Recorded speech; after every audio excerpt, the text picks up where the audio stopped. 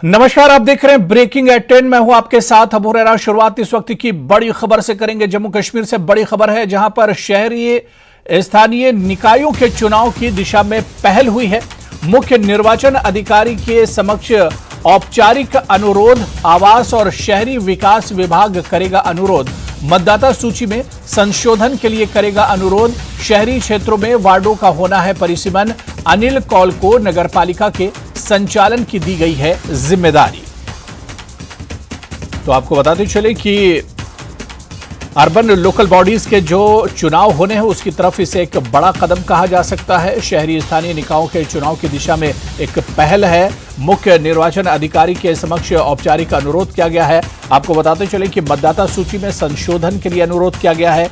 शहरी क्षेत्रों में वार्डों का परिसीमन होना है और इस बीच अनिल कौल को नगरपालिका के संचालन की जिम्मेदारी दी गई है। तो इसे शहरी स्थानीय निकाय चुनाव की दिशा में एक पहल के तौर पर देखा जा रहा है।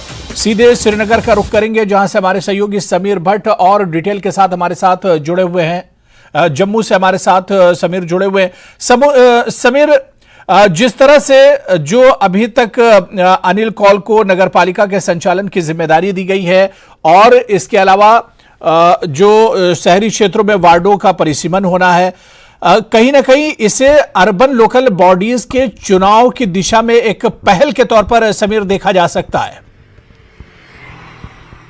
देखिए हुरैरा, मैं आपको बता दूं, अगर हम म्यूनिसिपल पोल्स की बात करें तो ये ड्यू हैं यहाँ पे। पंचायत पोल्स और म्यूनिसिपल पोल्स, वो ये दो पोल्स हैं जो इलेक्शंस हैं जो इस साल होने हैं। जो लोकसभा के हैं वो तो अगले साल हैं, लेकिन क्योंकि हम पिछले कई दिनों से लगातार इस पे डिबेट भी कर रहे हैं कि लोग जो असेंबली पोल्स की बात कर रहे हैं, लेकिन फिलहाल असेंबली पोल्स कब होंगे उसका कोई भी बात नहीं हो रही। लेकिन म्यूनिसिपल पोल्स के लिए सरकार ने बिगुल बजा दिया है। म्यूनिसिपल पोल्स जो जम्मू कश्मीर में ड्यू है नवंबर में, उसके लिए प्रक्रिया शुरू कर दी है। और उसमें सबसे पहले उन्होंने जो थर्सडे शाम को ऑर्डर निकला है गवर्नमेंट की तरफ से, जिसमें जो अनिल कौल हैं, जेकेएस ऑफिसर हैं, सेक्रेटरी हैं हाउसिंग और अर्बन डेवलपमेंट डिपार्टमेंट के, उनको नोडल ऑफिसर बनाया गया है। उनके साथ कुछ और ऑफिसर्स को भी डिजिग्नेट किया गया है और उनका काम रिपोर्ट करना है।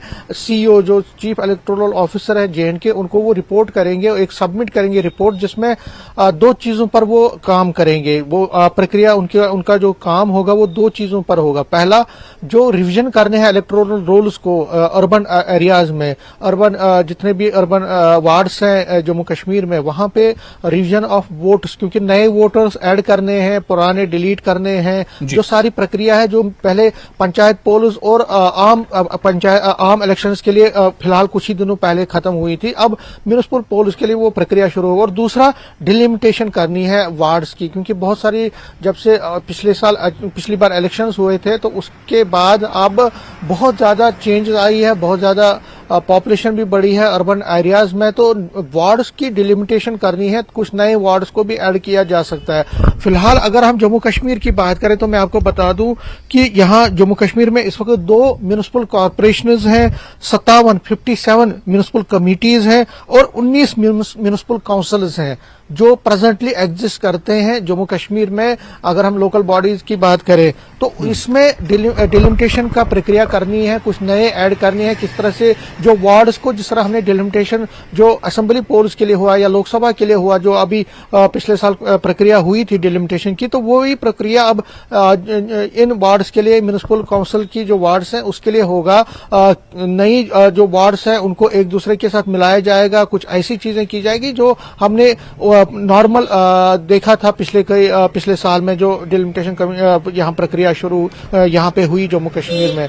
तो ये चीजें, इस पर इनका फोकस रहेगा। ये चीफ इलेक्टोरल ऑफिसर को रिपोर्ट करेंगे और उसके बाद चीफ इलेक्टोरल ऑफिसर इस पे आगे की कार्रवाई करेंगे। तो लेकिन एक बड़ा कदम है और आपने सही कहा कि यहाँ म्यूनिसिपल कॉर्पोरेशंस के इलेक्शंस को करवाने के लिए एक प्रक्रिया शुरू कर दी गई है जम्मू कश्मीर गवर्नमेंट की तरफ से। और चीफ इलेक्टोरल ऑफिसर को अब ये जिम्मेदारी है कि वो आगे इस प्रक्रिया को आगे ले जाएंगे। ये भी सही है कि जो पॉलिटिकल पार्टीज हैं उनको भी ये समझ आ गया, और हमने देखा चाहे नेशनल कॉन्फ्रेंस हो, बीजेपी हो, पीडीपी हो, कांग्रेस हो, पिछले कई दिनों में इन्होंने जो अर्बन एरियाज के वोटर्स हैं उनको लुभाने के लिए बहुत सारी मीटिंग्स की, फंक्शंस की। हमने देखा कि खासकर BJP, national conference, Congress, PDP की तरफ से कई ऐसी मीटिंगों का इनकार किया जा रहा है। जगह जगह पे जो अर्बन एरियाज में वोटर है उनको अपनी तरफ खींचने के लिए बहुत सारे कदम उठाए जा रहे हैं। जहां बीजेपी ये दावा कर रही है कि स्मार्ट सिटीज और स्मार्ट सिटी के तहत अर्बन एरियाज को म्युनिसिपल हदूद के अंदर आने वाले इलाकों की तरक्की के लिए उन्होंने बहुत सारे कदम उठाए गए हैं मोदी गवर्नमेंट की तरफ से और जेएंडके एडमिनिस्ट्रेशन की तरफ से। वहीं जो अपोजिशन है वो प्रॉपर्टी टैक्स और बाकी ऐसे इश्यूज पर सरकार को घेर रही है। लेकिन वो अपनी सियासत अपनी जगह है, वो तो होती रहेगी जब इलेक्शन का डिक्लेयर होगा। लेकिन फिलहाल जो प्रक्रिया है वो इम्पोर्टेंट है। उसके लिए जो नोडल ऑफिसर है वो अब अपनी प्रक्रिया शुरू करने वाले हैं और वो रिपोर्ट करेंगे, जिस तरह मैंने कहा, चीफ इलेक्टोरल ऑफिसर को, और उसके बाद ये इसकी कार्रवाई शुरू होगी। और हमें उम्मीद करनी चाहिए कि इसी साल इलेक्शंस होंगे जब यहाँ पे जो अमरनाथ यात्रा खत्म होगी। उसके बाद अक्टूबर नवंबर में हो सकता है कि म्युनिसिपल कॉर्पोरेशन के इलेक्शंस हों। और जो असेंबली इलेक्शंस के लिए बात है, जो पंचायत पोल्स के लिए बात है, पंचायत पोल्स के लिए भी जो रिवीजन है, इलेक्टोरल रूल्स का जो रिवीजन है, उसकी जो प्रक्रिया है वो कंप्लीट की गई है। और अब सिर्फ म्युनिसिपल पोल्स के अर्बन एरियाज के जो वोटर्स हैं उनकी प्रक्रिया होगी। तो बिल्कुल समीर, यानी इसे एक बड़े कदम के तौर पर देखा जा रहा है, इसे एक पहल के तौर पर देखा जा रहा है। बहुत डिटेल में तमाम जानकारी आपने दी। और समीर, जिस तरह से अर्बन लोकल बॉडीज की हम बात कर रहे हैं, इसमें 2000 यानी स्थायी निकाय जो चुनाव हुए थे 2018 में आखिरी बार चुनाव हुए थे। और समीर, अब अगर यहां से देखा जाए तो श्रीनगर नगर निगम का जो कार्यकाल है वो आने वाले अक्टूबर में खत्म होगा, और इसके अलावा इसी तरह से जम्मू नगर निगम का जो कार्यकाल है उसकी बात करें तो वो भी एक तरह से अक्टूबर नवंबर में खत्म हो जाएगा। तो कहीं ना कहीं इससे पहले, अब यहां से 3-4 महीने बचते हैं, तो उससे पहले एक तरह से प्रोसेस शुरू हो रहा है कि चुनाव जो है वक्त से हो सकता है कुछ पहले भी कराए जाए। क्या इस तरह के भी इशारे मिल रहे हैं? देखिए बिल्कुल ऐसी भी चर्चाएं हैं कि जो पंचायत पोल्स हैं उनको थोड़ा डिले किया जा सकता है। ऐसा कहा जा रहा है कि हो सकता है ऐसा, लेकिन उसकी कंफर्मेशन सरकार ही दे पाएगी। लेकिन ऐसी चर्चाएं कि हो सकता है उनको, लेकिन जो म्युनिसिपल पोल्स हैं वो कराए जा सकते हैं। और मैं आपको बता दूं, अर्बन एरियाज के जो इलेक्शंस हैं वो बहुत इंपॉर्टेंट होते हैं किसी भी पार्टी के लिए। और जब 2018 में इलेक्शंस हुए तो पूरा जोर लगाया गया था इन अर्बन इलेक्शंस हुए थे, उसमें बीजेपी ने अपना मेयर उनका यहाँ पे बना था। अगर जम्मू की बात करें, और कश्मीर वैली में भी बहुत जोरदार का कांटे का मुकाबला हुआ था। लेकिन इस बार का मुकाबला बहुत और ज्यादा सख्त होने वाला है, क्योंकि लोकसभा के पोल्स होने वाले हैं 2024 में। और अगर उससे पहले म्युनिसिपल पोल्स जम्मू कश्मीर में होते हैं तो हर कोई पार्टी कोशिश करेगी कि उनके ज्यादा से ज्यादा जो कॉरपोरेटर्स हैं और उनके मेयर बने, क्योंकि अर्बन एरियाज में अपनी पकड़ को मजबूत करने के लिए हर कोई पार्टी बहुत तेजी से काम करेगी और बहुत हार्ड वर्क करेगी। इसीलिए बीजेपी हो या बाकी पार्टीज है, जिस तरह मैंने कहा, उन्होंने पहले से ही अभी उस पर काम करना शुरू कर दिया। अगर हम जम्मू की बात करें तो यहाँ के जो मेयर हैं बीजेपी से हैं, राजेंद्र शर्मा, हर कोई भी ऐसा दिन नहीं होता है कि जब वो 2 या 3 फंक्शंस में नहीं जा रहे हैं। कॉर्नर मीटिंग बीजेपी की तरफ से अर्बन एरियाज में जो वार्ड्स में किए जा रहे हैं, वार्ड्स का दौरा किया जा रहा है। इसी तरह से अपोजिशन, जिस तरह मैंने कहा, वो भी अपने वोटर्स को खींचने के लिए, इन अर्बन एरियाज में वोटर्स हैं उनको खींचने के लिए बहुत मेहनत कर रही है। इसी तरह श्रीनगर की अगर बात करें तो वहां पे भी ऐसा ही हाल है। जो डिस्ट्रिक्ट्स में म्युनिसिपल कमिटीज हैं, म्युनिसिपल काउंसिल्स हैं, वहां के भी जो पॉलिटिकल पार्टीज के जो लीडरान हैं या वर्कर्स हैं वो काम मेहनत कर रहे हैं, क्योंकि म्युनिसिपल पोल्स ही इंडिकेट करेगी कि आखिर किस पार्टी को कितना यहाँ जनाधार है लोकसभा इलेक्शन से पहले। क्योंकि ये इलेक्शंस अगर होते हैं तो ये एक इंडिकेट करेगा कि आखिर लोगों का मूड क्या है। तो हर कोई पार्टी इस मूड को अपनी तरफ खींचने के लिए, इस सपोर्ट को अपनी तरफ खींचने के लिए लोगों के वो कोशिश करेगी। इसलिए आपने सही कहा, अगले 4 महीने बहुत क्रूशल होने वाले हैं। इस साल अगर ये इलेक्शंस होते हैं तो ये एक इंडिकेट करेगा। और अगर पंचायत पोल्स भी होते हैं तो वो बहुत ज्यादा उस पर भी निर्भर करेगा, क्योंकि रूरल एरियाज में किस पार्टी की कितनी पकड़ है और क्या टोटल इंडिकेशन है लोगों का, वो किस तरह देख रहे हैं, किस पार्टी को वो तरजीह देंगे, वो ये दोनों इलेक्शंस डिसाइड करेंगे। और फिर लोकसभा के इलेक्शन जब 24 में होंगे तो उससे पहले ही इसका इंडिकेशन मिलेगा। और उसके बाद अगर असेंबली के पोल्स हैं तो ये भी उसके लिए भी ये इन्फ्लुएंस करेंगे ये पोल्स। तो इसीलिए हर कोई पार्टी, खासकर जो इस तरह मैंने कहा कि मेन पॉलिटिकल पार्टीज वो कोशिश कर रही हैं। और जो नई पार्टीज हैं जिसमें अपनी पार्टी है या आप है या जो पीपल्स कॉन्फ्रेंस जैसी पार्टीज जो पहले से भी है लेकिन अभी उन्होंने दायरा अपना बढ़ाया है, तो वो भी कोशिश कर रही हैं। और डीपीएपी आपने देखा अभी श्रीनगर में भी और जम्मू में भी उन्होंने, यहाँ जम्मू सिटी में भी और श्रीनगर सिटी में भी प्रोटेस्ट मार्च किए राशन के लिए, प्राइस राइज के खिलाफ, राशन की शॉर्टेज के खिलाफ। तो वो एक कोशिश थी कि माहौल समीर एक तरह से चुनावी माहौल एक तरह से माहौल बनाने की, बिल्कुल एक तरह से चुनावी माहौल बनने लगा। लेकिन 2018 की, समीर आपने बहुत डिटेल में तमाम चीजें बताई। 2018 की अगर हम बात करें तो आपको याद होगा कि 370 को लेकर, क्योंकि उस वक्त ये मुद्दा गर्म था कि 370 को हटाया जा सकता है। उस वक्त नेशनल कॉन्फ्रेंस और पीडीपी ने इसका बायकॉट किया था। यूएलबी के जो चुनाव हुए थे उसमें नेशनल कॉन्फ्रेंस और पीडीपी शामिल नहीं हुए थे इस बार। लेकिन अब देखना बहुत अहम होगा क्योंकि एक तरह से प्रोसेस, एक तरह से शुरुआत हो चुकी है, पहल हो चुकी है। तो इस बार जो लोकल पार्टियां होंगी उनका क्या कुछ रुख होगा, यह देखना भी बहुत अहम होगा।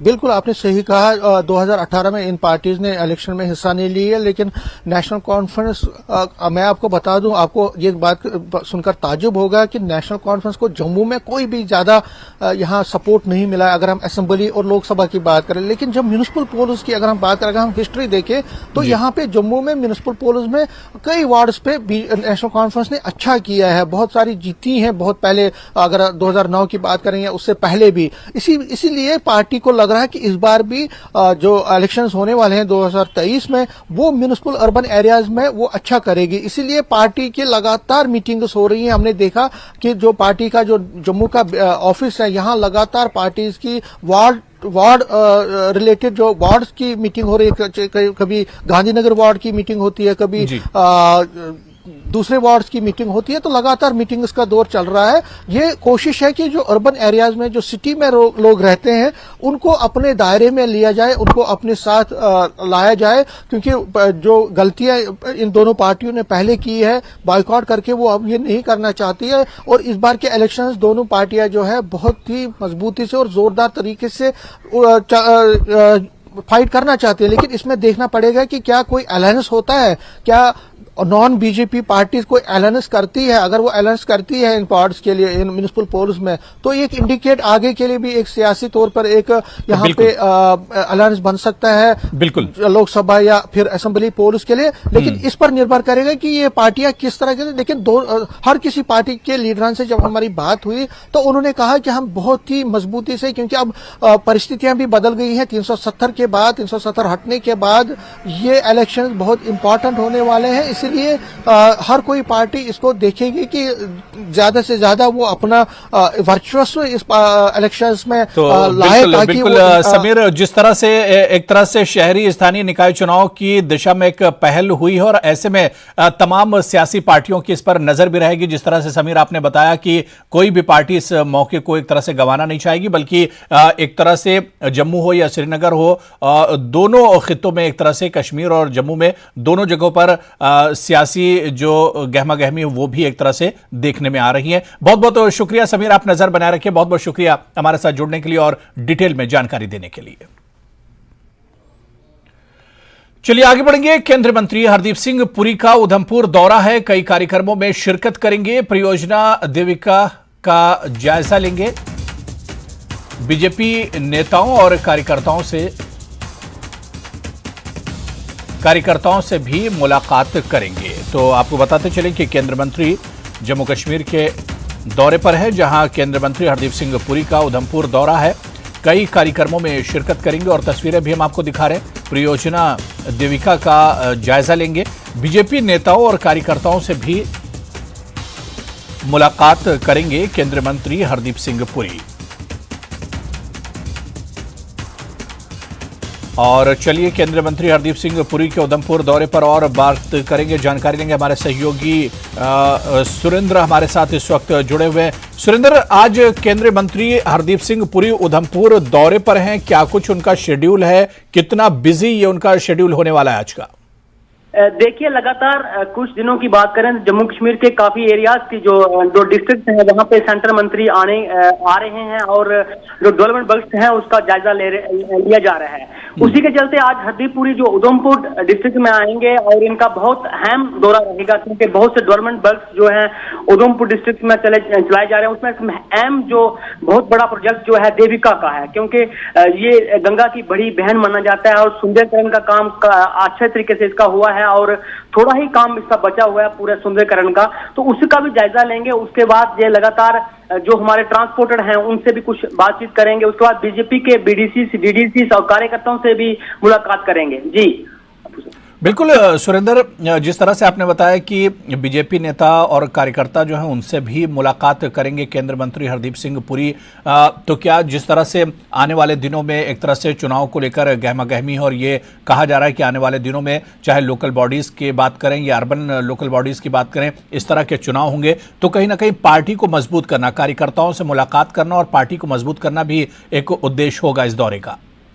जी बिल्कुल अहम रोल उसमें रहेगा, क्योंकि कार्यकर्ता को किस तरह से जो है एक बूस्ट मिलता है, क्योंकि बड़े नेता जब आते हैं तो कार्यकर्ता जब उनसे मिलते हैं तो बहुत सी डेवलपमेंट वर्क्स के ऊपर बात होती है और कुछ जो इश्यूज होते हैं गांव देहात में, पहाड़ी इलाकों में, वो भी डिस्कस किए जाते हैं और वो हल भी होते हैं। और इसका मेन इम्पैक्ट जो होता है वो सीधा चुनाव के ऊपर होता है, चाहे लोकल बॉडी के चुनाव हो, चाहे जो लोकल बीडीसी डीडीसी के चुनाव हो, तो उसके ऊपर एक अहम रोल रहता है कि बड़े लीडर का आना और वहां पे इस तरह के जो इश्यूज हैं उनको डिस्कस करना। तो आज की मीटिंग जो है बहुत अहम होने वाली है, क्योंकि जो उधमपुर डिस्ट्रिक्ट है इसका काफी एरिया जो पहाड़ी इलाकों से लगता है, वहां के जब सरपंचिस या पंचिस या वहां के डीडीसी जब बीडीडीसी वहां पे इनके साथ डिस्कस करेंगे और वहां के एडमिनिस्ट्रेशन के लोग भी वहां बैठे हुए होते हैं, तो बहुत से इश्यूज होते हैं वो हल हो जाते हैं और उससे काफी अहम फायदा जो है इस तरह के जूनियर मंत्री जो आते हैं, मिनिस्टर आते हैं, उनसे लोगों को काफी बड़ा एक फायदा होने जाता है।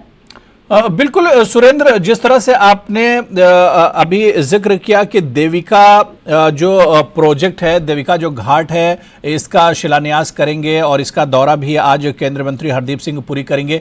और पिछले कुछ महीनों में हम देख रहे हैं कि केंद्र सरकार का फोकस जम्मू कश्मीर की तरफ काफी ज्यादा और खासतौर से जम्मू कश्मीर के जो आउटस्कर्ट्स के जो इलाके हैं वहां पर केंद्र सरकार का काफी कुछ फोकस है और केंद्रीय मंत्री का यह दौरा भी यही कुछ बताता है। जी देखिए, देविका का एक बहुत पुराना इशू था, क्योंकि देविका घाट में यहाँ के लोग नहीं, बाहर के लोग भी सियाह जहाँ पे आते थे और अपने दर्शन करके जाते थे। लेकिन जब इसका बात करें देविका की, तो इसमें बहुत गंदगी के ढेर लगे हुए होते थे, साफ सफाई नहीं होती थी। तो लगातार जहाँ से ये सांसद हैं पीएमओ डॉक्टर जितेंद्र सिंह और प्राइम मिनिस्टर जो है उन्होंने एक फोकस किया, इसको जो बड़ी बहन गंगा की कहा जाता था इसको सुंदरीकरण के लिए करोड़ों रुपया यहाँ पे लाया गया और वो खर्च हुआ है और अभी इसका काम कुछ पेंडिंग पड़ा हुआ है। उसी का जायजा ये मंत्री जो आज आ रहे हैं हरदीप पुरी वो भी लेंगे और इससे क्या होगा कि यहाँ की जो डेवलपमेंट है वो बक्स जो चल रहे हैं उससे क्या होगा कि यहाँ की डेवलपमेंट होगी, जो कश्मीर में आने वाला टूरिस्ट होगा, पतंगा में जाने वाला टूरिस्ट होगा, माता लक्ष्मी टूरिस्ट होगा, जब इसका सुंदरीकरण कंप्लीट हो जाएगा तो वो यहाँ पे आएगा और इसका सीधा इम्पैक्ट जो लोकल लोगों को होगा और लोकल लोगों का भी रोजगार बढ़ेगा। बिल्कुल सुरेंद्र, इस अगर परियोजना की हम बात करें देविका घाट की, 2019 में इसमें जो है एक तरह से इस परियोजना पर काम शुरू हुआ था, 2023 चल रहा है, कई साल एक तरह से इसके हो गए हैं और शायद केंद्रीय मंत्री इसी उद्देश्य से जा रहे हैं कि इसमें कितना कुछ काम हुआ है, क्योंकि अगर देविका घाट बन जाता है तो यहाँ पर टूरिस्ट तो आएंगे ही और इसके अलावा जो लोकल लोग हैं उन्हें रोजगार के मौके भी इसके जरिए से मिलेंगे। बिल्कुल, क्योंकि अभी भी जो यहाँ पे काम चल रहा है उसमें काफी लोकल लोग जो है, इंजीनियर हों, लेबर वर्ग के लोग हों, वो इस प्रोजेक्ट में काम कर रहे हैं और जब ये प्रोजेक्ट कंप्लीट हो जाएगा तो यहाँ के लोग जो है वहाँ कोई छोटा मोटा अपना दुकान लगाएगा, छोटी मोटी अपनी रेडी लगाएगा, तो उससे सीधा सीधा फायदा, क्योंकि टूरिस्ट आएगा वो सीधा एक ग्राहक के पास जाएगा और उसका सीधा बेनिफिट जो है यहाँ के लोकल लोगों को होगा और इस प्रोजेक्ट से एक उधमपुर को ही फायदा नहीं होगा, जो सराउंडिंग एरिया के लोग हैं उनको भी इसका काफी फायदा होगा और टूरिस्ट भी आएंगे और बहुत अच्छे तरीके से इसका सुंदरीकरण किया जा रहा है। चलिए, आप इस दौरे पर सुरेंद्र नजर बना रखिए, दोबारा से आपके पास आएंगे और जानकारी लेंगे। बहुत बहुत शुक्रिया हमारे साथ जुड़ने के लिए।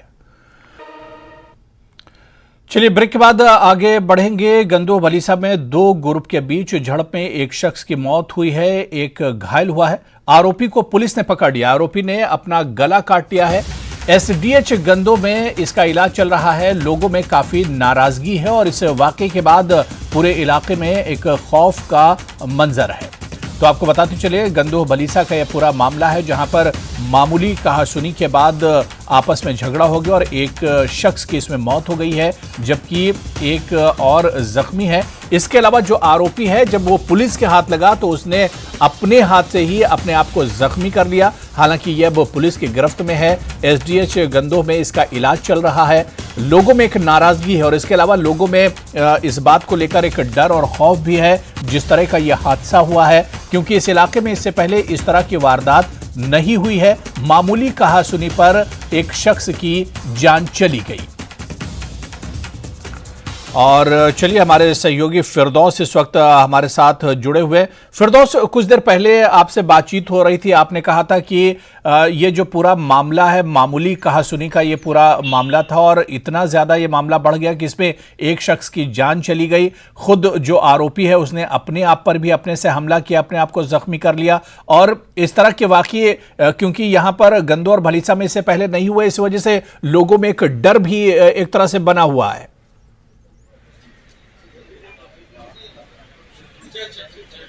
जी अबुहरा, देखिए, इस वक्त हम उस हॉस्टल में मौजूद हैं जहां पहले रामकृष्ण को लाया गया, उसकी डेड बॉडी को लिया गया, उसके बाद उनको हैंड ओवर किया गया।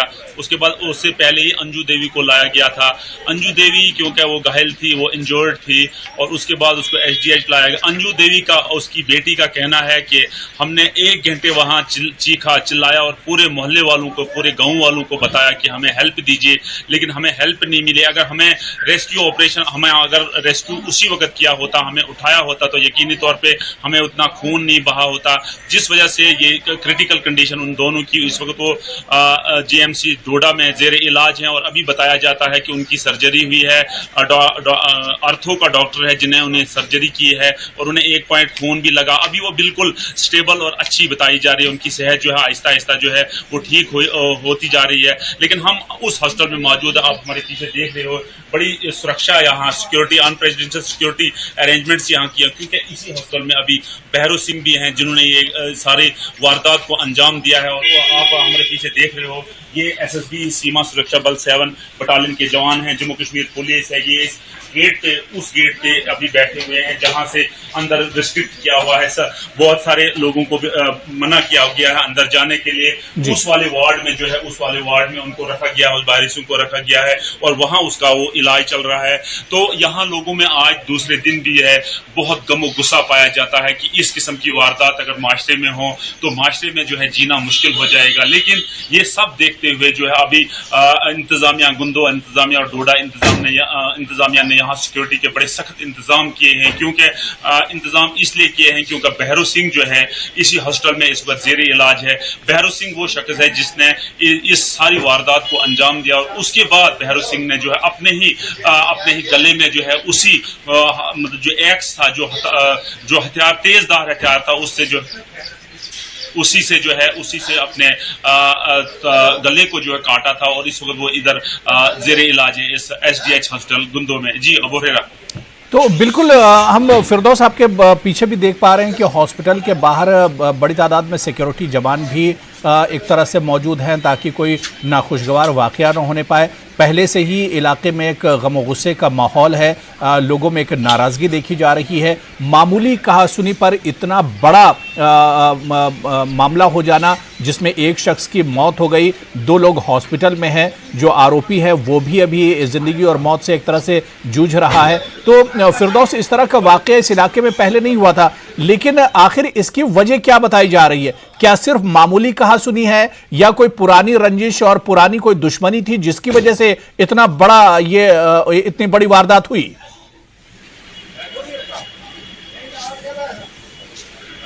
देखिए अबुहरा, इसकी बैकग्राउंड में अगर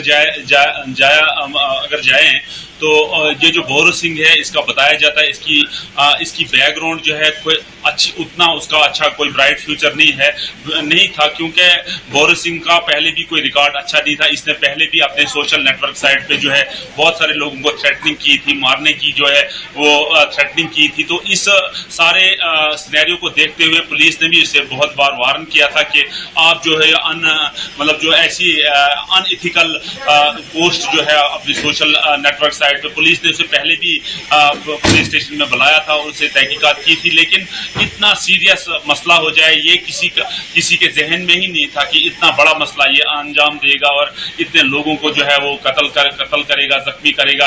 क्योंकि जो अंजू देवी है, अंजू देवी से जब वो बिल्कुल कॉन्शियस थी उस वक्त, उनसे जब हमारी बात हुई, उसका कहना था कि ये हमारे पूरे परिवार को मारना चाहता था, लेकिन स्पॉट पे सिर्फ मैं और मेरा बाप ही था, जिसकी वजह से सिर्फ हम और बच्ची जो छोटी बच्ची थी, सिर्फ 3 लोग ये वहां थे, उन्हीं को मारना चाहता था। लेकिन उसके बाद उसकी पूरी फैमिली को मारना चाहता था, लेकिन उस वक्त वो अवेलेबल नहीं थे, जिसकी वजह से सिर्फ 3 लोगों पे अटैक हुआ और वो सब जो है इस वक्त इलाके में गम गुस्सा पाया जाता है। और इसको इसलिए ज्यादा सिक्योरिटी दी गई है कि खदशा था कि जो डिसीज्ड की फैमिली है वो कहीं इस पे अटैक न करे, वो इस पे कहीं जो है वो उस पे हमला न करे। इस सारे सिनेरियो को देखते हुए जो है इंतजामिया ने भी यहाँ का सिक्योरिटी के कड़े इंतजाम किए हैं, SSB लगाई गई है, जम्मू कश्मीर पुलिस लगाई गई है।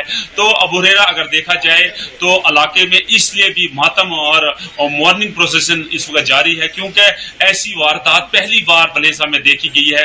बहुत सारी छोटी छोटी वारदात हुई है जिसमें लोग जख्मी हुए हैं, झगड़े हुए, स्कैफल हुआ है ग्रुप्स का, लेकिन इतने मतलब आउट ऑफ लिमिट नहीं हुआ है, इतना अनकंट्रोलेबल नहीं हुआ है। क्योंकि आज जो है ये हादसा जो है बिल्कुल एक ब्रूटलिटी है, एक इनह्यूमन एक्ट है, जिसकी वजह से जितनी भी सेशन ऑफ सोसाइटी है उसमें एक कंडम किया जा रहा है। और बताया जा रहा है कि आज के बाद लोगों का कहना है कि पुलिस से भी रिक्वेस्ट की है, इंतजामिया से भी रिक्वेस्ट की है कि आज के बाद इस किस्म के वारदात रोनमा नहीं होने चाहिए। जी अबू हुरैरा। तो बिल्कुल लोगों में एक नाराज़गी भी है और लोगों में एक डर और खौफ भी है, और यही वजह है कि आज हिंदू मुस्लिम दोनों समुदाय मिलकर एक बैठक करेंगे और इस तरह के जो वाक़ये हुए हैं इस पर गौर व फिक्र करेंगे। बहुत बहुत शुक्रिया फिरदौस, आप नज़र बनाए रखिए, दोबारा से आपके पास लौटेंगे और इस पर चर्चा करेंगे।